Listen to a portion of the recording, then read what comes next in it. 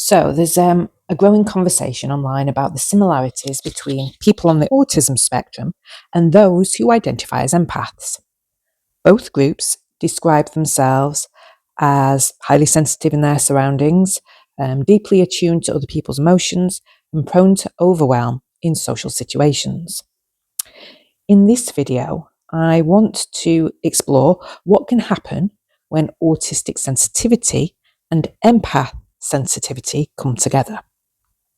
So, I do feel the autism label now covers such a wide range of experiences and different patterns of behaviour and ways of processing the world that it can be difficult to know where you sit within the spectrum. And perhaps this is why the combination of being an empath with autism can be so difficult to understand. Although autism and the empath experiences are very different, someone who classifies with both may feel as though they're experiencing the world with the volume turned right up, noticing more, feeling more, and taking in far more of what is happening around them than that they can easily process. So let's take a quick look at some of the traits known to be associated with autism first. Autistic people can process physical and social information differently. Things that other people might easily ignore can stand out very strongly. For example, a buzzing light, a strange smell, a scratchy piece of clothing, or even a change in the room. Even small shifts in someone's facial expression or body language may be noticed. It's almost as though the brain is picking up details that other people simply filter out. For some autistic people, this can be overwhelming though.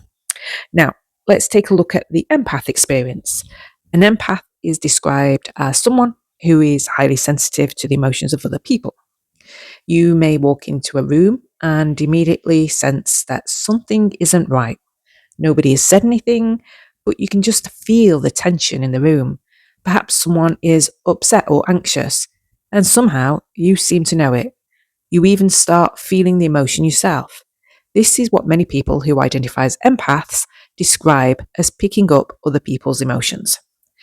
So, although autism and the empath experience are not the same thing, there can be a very interesting overlap.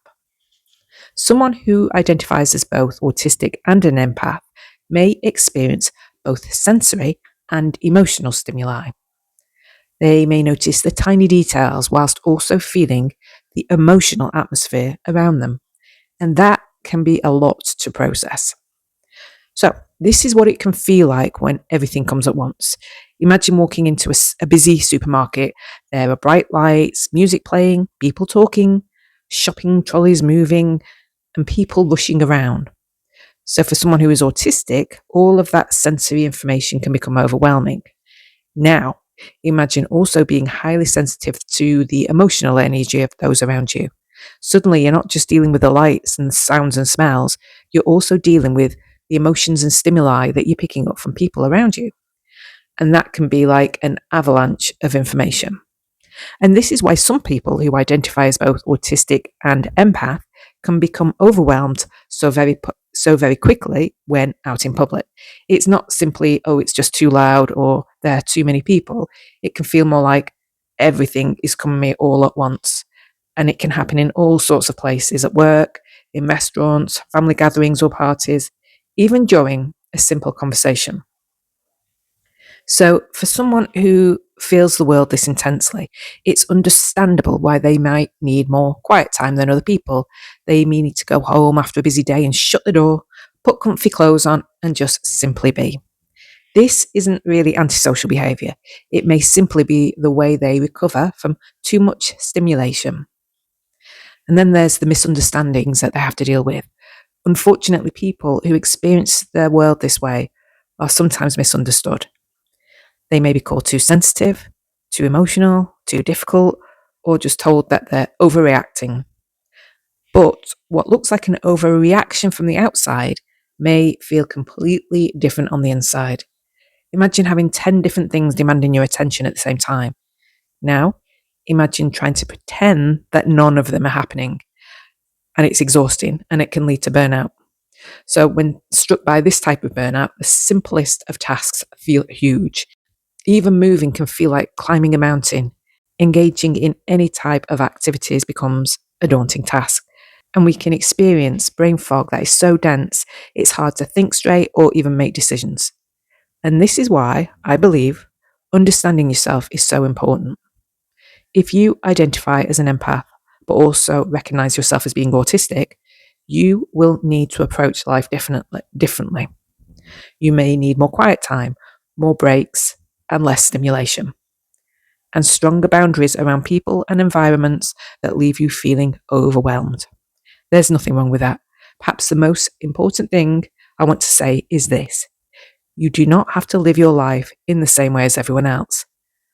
But labels are not the most important thing. Understanding yourself is, because once you understand why certain things affect you so strongly, you can begin to make changes.